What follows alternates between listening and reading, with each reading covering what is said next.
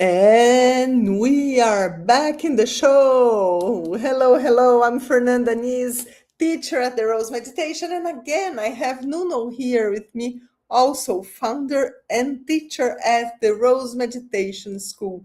Hello, Nuno. Hello, how's How are everything? you? Good, good. How are you? Very good, very good. Yay. Mhm. And continuing the subject, our challenge in the permanence of the plank position, the Chatuspadasana. Today we are going to add some seasoning on Mhm. our permanence. And the seasoning is called Bhastrika. You want to Yes. start explaining what the challenge is, what is Bhastrika, how we can use it to Mhm. improve our ability and continue evolving in our challenge? Yes, yes. So, uh, I think I can start by explaining what it is, this exercise. It is a breathing Mhm. exercise. Mhm. Uh, it should be trained by itself first, and then when you get used to the exercise, you can Mhm. use it before or after specific techniques or during the techniques. But first, you need to have the experience of learning how to do it. Mhm. And the best way to describe it is a variation of abdominal breathing. So, abdominal Mhm. breathing is when you do air in, abdomen out, air out, abdomen in. Period. That's it. Bhastrika is a rapid or fast version of this exercise. So that means you're going to inhale, expand your abdomen, exhale, bring your abdomen back in, but you're going to do it in a fast pace. So you're going to do it fast, really fast. And as a consequence, you're going to start noticing some noise while breathing. Okay, I'm gonna give an example. Just let me know if you're able to listen, because now technology can erase a lot of Also, sounds. mhm. Let's give it a try. So something like this. No, no. Damn it. Let me do it close to the microphone. It's on the other side. Uh, Good. Mhm. like Yeah. this. So this is the sound you're supposed to do, not the position you're supposed to do or Nuno's face, just the sound. Yes, yes. So I was just trying to find the microphone. These new laptops, they hide everything, which is cool. But then when you need the most, you don't know where it is. Okay. So, yes. So imagine that you're doing abdominal breathing and you Mhm. speed up that exercise, that breathing performance in such a way that it's extremely fast and the breathing becomes a loud exercise. So you can hear people doing Bhastrika. You hear yourself doing Bhastrika. But even though that's the exercise itself, it's really important to observe a few things. Mhm. Never do it standing. Ideally, do it seated. If it's uncomfortable, do it lying down. Okay, Mhm. lying down and seated, that's perfectly fine. Standing, no. Never. And when you're about to finish the breathing exercise, finish on an empty breath, never with your lungs full. Okay? Don't do it. Just don't do it. Okay? So if you're a listen, newcomer, lie listen down the on your back. voice. Sorry, Listen sorry. the voice. Listen the voice of experience. Yeah, so if you're a newcomer, first time ever listening to this word, bhastrika, fast breathing or rapid breathing, what is? I'm gonna give it a try. Lie down on your back, isolate the abdominal breathing, breathe in and breathe out really fast, make it loud, and then when you are about to stop, you will slow down and then you finalize on an empty breath. You stay with your lungs empty, just stay there without breathing. Okay, then you inhale time to go. That's perfect. Okay. So if you observe these two details, you're safe to train it by yourself. If not, don't risk. Okay. You can get dizzy. You can lose your balance. Just don't do it. Okay. It's a safe exercise to do. It's good for you, but just be mindful of these two things. Mhm, mhm. A few things about the Bhastrika Nono. We have Professor Milton Marino, that is one of the teachers in our school, and he wrote a book this size called Pranayama, on just about breathing exercises. Look, this is the name of the book. Ah, yes, Pranayama. Yes, it's a big book. And he's a genius and he's a big student. He's a researcher. He's an amazing person.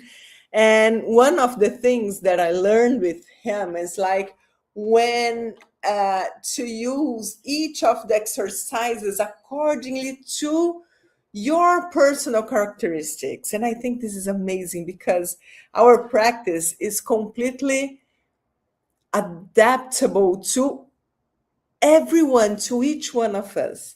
And so, just to share a few things about this exercise and like his knowledge and also my personal experience, because tomorrow I'm gonna be teaching this ancient way to train for 31 years. Ooh, yes. So, about the Bhastrika. I like to do it in the mornings. I never do it during the night because it's something that creates this kind of, oh my goodness, how can I describe Euphoria? euphoria? Yeah, Yeah. I think it's the best uh, explanation. So if I do it during the morning, it's gonna bring me more energy throughout the day. But if I do it in the end of the day, like caffeine, we're not supposed to take it in the end of the day, right? Because it's going to affect our sleep.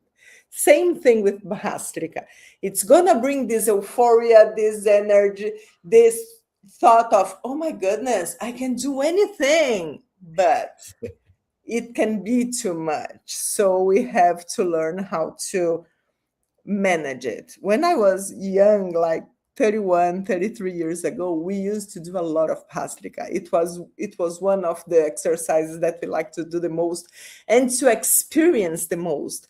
But when you are 15, 17, 18, it's all good, right? So I experienced a lot, and I'm gonna share what I learned with him with my personal experience. So what he says in his courses about these exercises is it's very good to do, for example, during the winter. If you feel your body cold, the Bhastrika is going to warm up our body. So if you Mhm. have to go outside, or if it's too cold in your house and you don't want to leave your bed because it's like Bhastrika, it's an amazing exercise. Mhm. In the morning, Bhastrika is amazing. If your personality is something more shy, more closed, more Introvert? quiet, introvert, Bhastrika is some exercise that you should do a lot. Just reinforcing that we do not work with benefits, but we cannot deny the effects of Mhm. the techniques, right? So if you are like me and like you, if you're already an extrovert person, I wouldn't abuse of the use of Bhastrika because we already have a lot of energy. Mhm. We are always like, oh my God, it's too hot in here. Imagine if we do Bhastrika, I think we would burn. So it's interesting to know when and how to use it. So winter, fall, it's interesting to add Bhastrika in your personal practice. If you're feeling down someday during the mornings, or if you are shy, like everything that you feel you need more energy, more vitality, do Bhastrika. Put this exercise in your day. in your days, in your daily practice. And the same happens in this challenge, because we are doing our challenge for quite a few days. And I imagine that maybe some people are saying, okay, I think I'm reaching my limit. And then you add Bhastrika, you do this exercise. And as Nuno said, do it before your permanence. So sit like a few minutes before, do this exercise, finish with the empty breath. If you want to do once again, and then train your permanence. And what's supposed to happen in this permanence, Nuno? Okay, so the thing is, there's a boost of energy. So that means you probably, those 5 seconds more of the day will be easier. That's the thing. It will make your life easier with this challenge. Of course, you could do it also during the permanence, because, for example, I'm experienced. I can do that during the permanence, and I notice that I can expand my time of permanence with that. Kind of managing my energy levels during the permanence, and I need something to push up. That's what I do. Yeah, okay. But here the exercise is to do it first. So you stop, you breathe, you bring your attention to your breath. So that means you're more aware of breathing, and you go more equipped to the challenge. Okay. Then you assemble your plank, your Chatuspadasana, go. And just add more 5 seconds and just give it a try. See, oh, That was easy. was that easy, this +5 than the previous days? Was it something that I've imagined, like, oh, today I could do it longer, so the steps I could give a bigger step, probably because of the exercise. Yeah, okay. I was actually listening to your podcast in Portuguese with Larissa, and we know that a lot of the scientific world, the researchers are working and trying to find the reasons and the explanations and all of this. And I have to say that with James Nestor book, Breath, a really interesting chapter in the beginning, he mentions that he thought that the breathing subject was in the science world, and it wasn't. So he went to doctors to solve part of his breathing performance that was not good, and there was no knowledge there in the scientific world. I would say in the scientific world, in the point of view of like improving, having a doctor with a patient saying, now you need to do this or that. And the knowledge was so flat. That's why he went to the other side of knowledge, which is not the scientific knowledge, is the empiric knowledge, where in the group of pranayamas and all of that is where a lot of the knowledge resides. And so he found out more content for his book outside of the scientific world. But then the scientific world needs to run to find why is it working? Why is it being so used? Yeah, we have like the World Cup, and how many times yoga, breath work, meditation was mentioned for the really good athletes, those teams, as not as an add-on to their performance. It changed now to the core training for their performance. The key Years ago, for it was an additional training. Now it's the core training for most of them. yeah, true. Interesting. And now the science needs to run to Yeah. find the reason why it works. But that's so amazing to see those great names being the face of yoga practitioners and not hippies. Nothing against, but it was a practice that was very popular, I would say, in Woodstock and all of that group of people. And so athletes or entrepreneurs or CEOs wouldn't accept that knowledge as being part of their core training.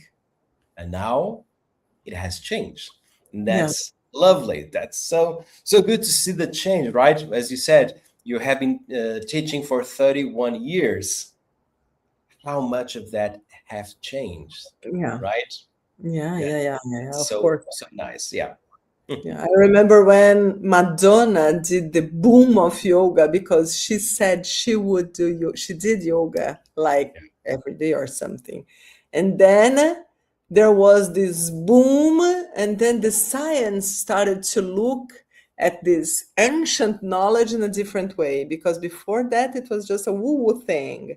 Yeah. But since the world is getting so fast, not necessarily in a good way, people started to look at those guys that do meditation, that can manage stress, that can do breathing exercises. And as you said, not just the best athletes, also the best CEOs and everyone that works with high performance, they are understanding the impact, the positive impact of those trainings in their daily lives, because it's not just the speed, it's how much you can hold something. And we give Mhm. this consistency in anything because of the stress management. And it's amazing. It's very good to see this change since 1993 when I started, or 1995 when I graduated as a teacher, to today. It's really beautiful, really, really beautiful. No, we can't ignore also the impact of the Bhastrika and the development of our breathing muscles, because it's not just that it brings us more energy, because this is something we feel, but it also develops our breathing muscles, right? Bhaskara Yeah. is one of the most impactful exercises in the development of this group of muscles, right? Yes, yes. If you try to imagine how does it work, the abdominal breathing, then the fast version is Bhastrika. So you are contracting and relaxing your diaphragm, that Mhm. muscle that looks like a membrane inside of your torso. Uh, and so, and that's a muscle that sustains breathing and speech. So your Mhm. voice and your breathing, both of them, their foundation is that muscle. So you need to have that muscle really strong to expand your life with quality, of course. So that means if I'm training my muscle in a way very effective, very precise, that's good for me. Okay, like going to the gym and I'm going to do an exercise to isolate a specific muscle. Okay, Bhastrika and abdominal breathing, but Bhastrika is kind of more intense, is a great way to train your diaphragm. Yeah. That is a support system for your quality of life, for your breathing performance. So imagine you are an athlete, even if not professional, but you like to work out at the gym or to play football or to play tennis, whatever. You need your breath to help you. How can I do that? How can I train breathing in a way to make me perform better? Bhastrika is one of the best techniques to do that because it's activating the breathing muscles. And imagine also the impact in our longevity, because we're talking about quality of life, but I'm talking also about expanding your lifetime, right? Yeah. Amazing. Very, very good. Okay, no. So I want to invite everyone to participate in our challenge. It's not a problem if you didn't start yet. You can start. Watch the videos today or tomorrow. Larissa is gonna launch the last video of this challenge explaining how to do the Bhastrika before the permanence in the plank position, and I want you to share your results with us. Anything else? Okay. No, that's it. That's it. Okay, and thank you for participating. And let's finish this challenge. It's been very good. I was telling them that the last few days it was a disaster because I did the Chatuspadasana during your class, and you were quite inspired. Can I say that? So at the end of the practice, try to do a permanence when I didn't have energy, and you didn't even give me a Bhastrika before. So I did it, but it was a mess. But I'm not gonna give up. I'm No, gonna keep the challenge. So see you, share with us your results, and we see you next week. have a mindful week. Bye bye.